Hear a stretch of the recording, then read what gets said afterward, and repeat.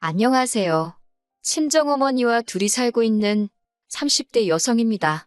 지난 한 해를 돌아보니 참 다사다난했어요. 특히나 남편과 헤어져서 그런지 지난 1년이 저에게는 유난히 길었던 것 같네요. 남편과는 지인의 소개로 만났는데 당시 남편이나 저나 나이가 30 중반으로 어린 나이는 아니었어요. 그렇다 보니 시작부터 결혼을 전제로 진지하게 사귀었고 1년 만에 부부의 영까지 맺게 되었습니다. 경제적으로 여유가 있었던 시댁에 반해 제 친정은 그렇게 넉넉한 상황은 아니었어요. 처음부터 그랬던 건 아닌데 여기에는 사연이 있습니다. 몇 년 전 친정아버지께서 암을 진단받으셨는데 당시 의사 말로는 치료만 잘 받으면 살 수 있다더라고요. 그래서 돈 생각하지 않고 있는 재산 다 끌어다 아버지 병원비로 썼습니다. 하지만 애석하게도 아버지는 폐암 수술 이후 합병증으로 허망하게 세상을 떠나셨어요.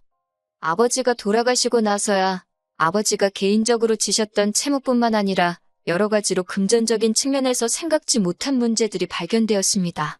결국 빚과 재산 대부분을 포기해야 했고 그나마 어머니 명의로 있던 집은 지킬 수 있었네요. 이후로 어머니는 식당에서 일을 하며 본인의 생활비를 벌어 쓰셨고 저는 저대로 회사 생활을 하며 생활을 이어갔습니다. 저희 모녀 남들한테 손 벌리지 않고 사는 게 어디냐며 감사한 마음으로 살았지요. 그렇게 10년 가까이 살다가 제가 시집을 간다 하니 친정어머니께서 얼마나 좋아하셨는지 몰라요. 친정어머니께서는 3천만 원이란 큰돈을 내주셨고 저는 염치불구하고 그 돈을 받았습니다. 변명 같지만 당시 제가 모아둔 돈이 5천 정도 있었는데 2억을 가져온다는 남편에 비하면 턱없이 부족하다 싶어서 그 3천을 받을 수밖에 없었어요. 하지만 청첩장까지 나오고 한창 집을 알아보던 시기였어요. 하루는 어머님이 집으로 저를 부르셔서 혼수나 예단으로 할 이야기가 있으신가 보다 하고 찾아갔는데 절 앉혀두고 말씀하기를 시아버지가 하시는 사업에 무슨 문제가 생겼답니다. 그래서 당장 해주기로 했던 2억은 못 해줄 것 같다고요. 황당했지만 제가 맡겨둔 돈도 아니니 무조건 내놓으라 할 수도 없는 노릇이었지요. 제가 그럼 어떻게 할까요? 결혼식을 미룰까요? 라고 물었더니 대뜸 저더러 돈 보고 시집 오는 거냐며 화를 내시대요. 당황한 제가 그런 게 아니라 그러면 집은 어떻게 구하나 싶어서 그런다 하니까 당신이 일단 3천을 해줄 테니 제가 가져오는 돈 8천을 보태서 어디 전세나 월세라도 알아보랍니다. 남편도 저한테 계속 미안하다며 그때는 정말 파혼이라도 하면 제가 돈 보고 시집 가려던 여자밖에 안 되게 생겼더라고요. 그리고 무엇보다 집에 대한 걱정이 된 거지 남편 자체가 싫었던 건 아니었으니까요. 결국 계획대로 식은 올렸고 제가 가져가는 돈 8천으로 작은 전세를 구했습니다. 남편이 가져온 돈 3천으로 결혼식이랑 그런 데로 가정가구 구색은 마쳤고요. 그러다 남편이 저 몰래 시부모님께 돈을 보내고 있다는 사실을 알게 된 건 결혼한 지 8개월이 지나서였어요. 말이 나와서 말이지만 결혼 초에는 무슨 바람이 불어 그랬는지 남편이 먼저 저더러 경제권을 가지라대요. 하지만 한 두세 달도 안 돼서는 갑자기 그동안 얼마나 모았냐고 묻더라고요. 그래서 제가 가계부 내역을 보여줬더니 밑도 끝도 없이 자기 계산이랑 안 맞는다며 제가 돈을 너무 헤프게 쓰는 것 같다면서 앞으로 돈 관리는 각자 하자입니다. 치사하고 억울하고 이깟 경제권이 뭐라고 괜히 가지고 있다가 더러운 꼴이나 보겠다 싶어서 그러자 했어요. 이후로 그렇게 저희는 각자 따로 돈 관리를 하게 되었습니다. 심지어 보험료랑 통신비도 각자 내자길래 그러라 했어요. 결국 같이 공동으로 부담하는 건 생활비랑 공과금 그리고 세금 정도였는데 이것도 제때 안 주려고 하더라고요. 결국 남편이랑 돈 문제로 대판 싸우게 되었습니다. 돈 벌어서 다 어디다 쓰고 다니길래 생활비도 안 주느냐고 제가 따지고 들었지요. 여자라도 생겼냐니까 자길 뭘로 보냐면서 지가 뭘 잘했다고 같이 소리를 지르더니 자기도 죽겠다며 그리고 나서야 한다는 소리가 아버님 사업이 망해서 자기가 시부모님 생활비를 대주고 있다는 거예요. 당시 남편 한 달 수입이 제가 알기로 300 남짓이었는데 200 이상씩 보내고 있었다니까요. 어이가 없어서 제가 남편에게 절대로 어머님 아버님께 더는 돈 보내드리지 말라 했습니다. 그러다 당신도 같이 망하는 거라고 우리 다 같이 죽는다고요. 그러자 남편도 알겠다 하대요. 그때만 해도 남편은 제 말을 귀담아 듣는 듯 했어요. 희망이 있었달까요? 하지만 바보 같은 남편은 바로 다음날 시부모님께 전화를 걸어서는 저한테 다 이야기했다고 그래서 이제 돈 못 드린다고 했답니다. 당연히 난리가 났지요. 어머님께서 저한테 연락을 해오셔가지고는 네가 뭔데 내 아들한테 돈을 줘라 마라 소리를 하느냐고 그러면서 하시는 말씀이 있는 집 며느리 보면 목에 힘주고 다닐까 그 꼴 보기 싫어 없는 집 며느리 고분고분할 줄 알고 반대 안 하고 받아줬더니 어디 감히 당신 아들을 조종하려 드느냐고 막말을 퍼부으시대요. 어머님의 막말보다 더 힘들고 속상했던 건 그런 상황에서 남편이 한다는 소리가 그러면 반만 드리면 안 되겠냐입니다. 자기가 벌어오는 돈에서 반은 우리 쓰고 반은 시부모님 드리자는데 그럼 어느 세월에 돈 모아서 애 낳고 집 사냐니까 그럼 뭐 자기 부모님은 모른 채 하고 사냐고 오히려 지가 목에 핏대를 세우대요. 한심하고 허탈하고 결국 남편이 저에게 매달 꼬박꼬박 200만 원씩 주면 나머지는 죽을 끓여 먹든 밥을 끓여 먹든 간섭하지 않기로 했어요. 솔직히 마음 같아선 부부지간에 이렇게까지 따져가며 살아야 하나 싶어 차라리 갈라서자 소리가 목구멍 끝까지 올라왔지만 친정아버지 돌아가시고 친정어머니께서 입버릇처럼 하신 말씀이 여자는 남편 없으면 사는 게 참 고달프단 소리였거든요. 그 소리를 귀에 딱지가 앉을 만큼 들어서 그런 건지 그때만 해도 용기가 안 나대요. 게다가 안 좋은 일은 한 번에 몰려온다더니 얼마 지나지 않아 청천벽력 같은 연락을 받게 되었습니다. 식당 일을 마치고 집으로 돌아가던 친정어머니께서 교통사고를 당하셨다고요. 다른 것보다 문제는 갈비뼈골절이었어요. 의사 말로는 4주 정도는 입원한다 생각하라대요. 앞으로 어떤 후유증이 있을지 모르니 옆에서 잘 살펴드리라면서요. 회사에는 사정을 이야기한 덕분에 당분간 야근에서 제외될 수 있었습니다. 그래서 낮에 회사에서 일하고 퇴근 후에는 불이 났게 친정어머니가 입원한 병원으로 향했어요. 그렇게 열흘쯤 되니까 친정어머니가 갑갑하다면 나가고 싶어 하시대요. 의사도 하는 말이 생각보다 상태가 금방 좋아지셨다고요. 그래서 다행히 친정어머니는 입원한 지 12일 만에 퇴원을 하게 되었습니다. 당분간 통원 치료를 받아야 한다는 말에 제가 같이 다닐 요령으로 저희 집으로 모셨어요. 남편이 못마땅해 하긴 했지만 일전에 어머님도 아버님과 싸우셨다며 막무가내로 일주일이나 계셨던 적이 있거든요.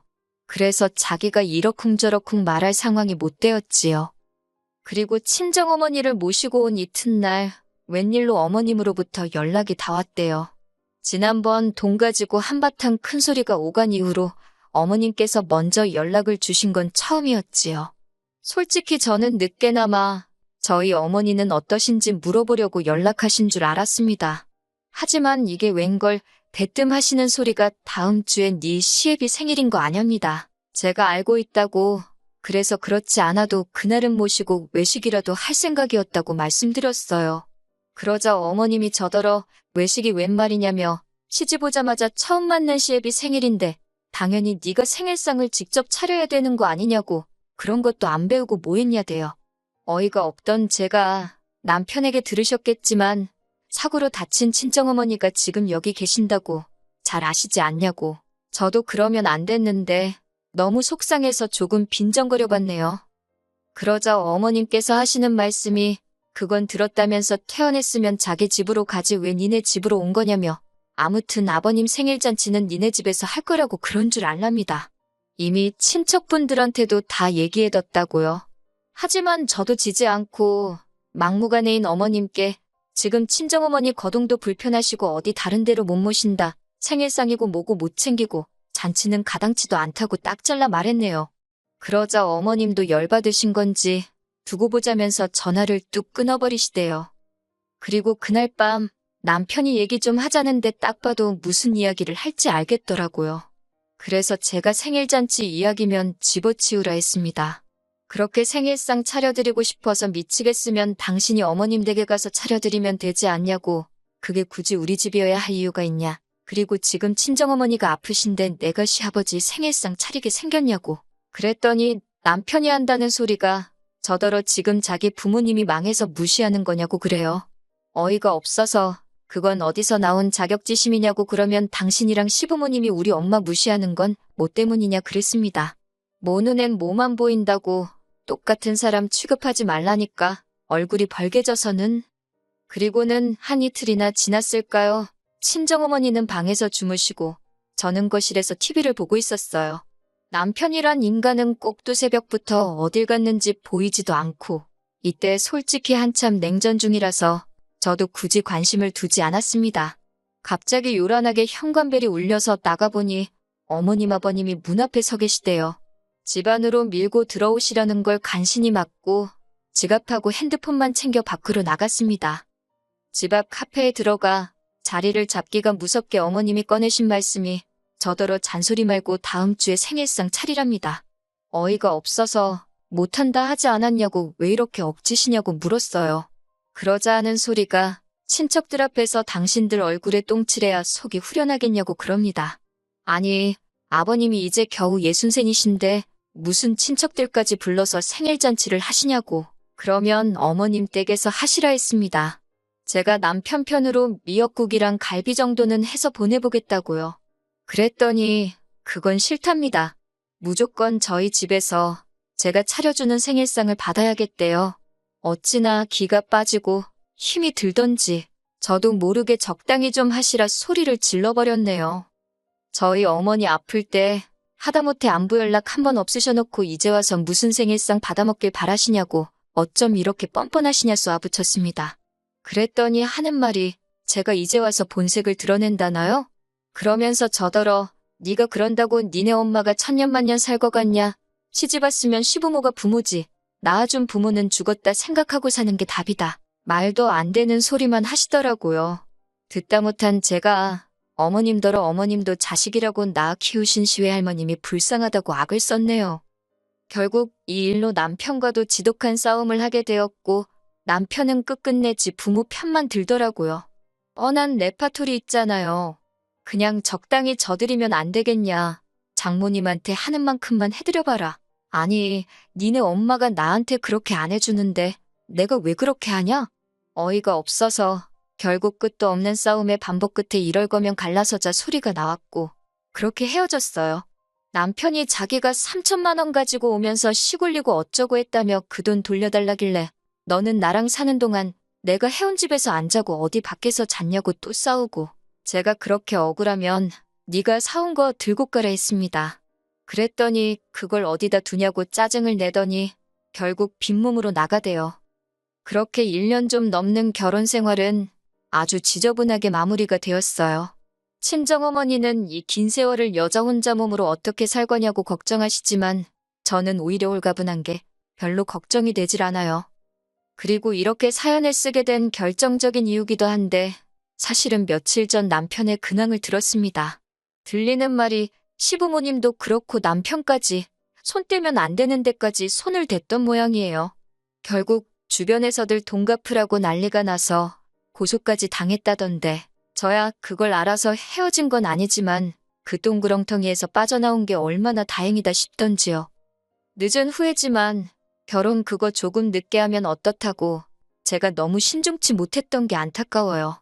물론 이제는 돌아갈 수 없는 시간이니 그만 속상해하고 앞으로 다가올 날들을 열심히 살아볼 생각입니다.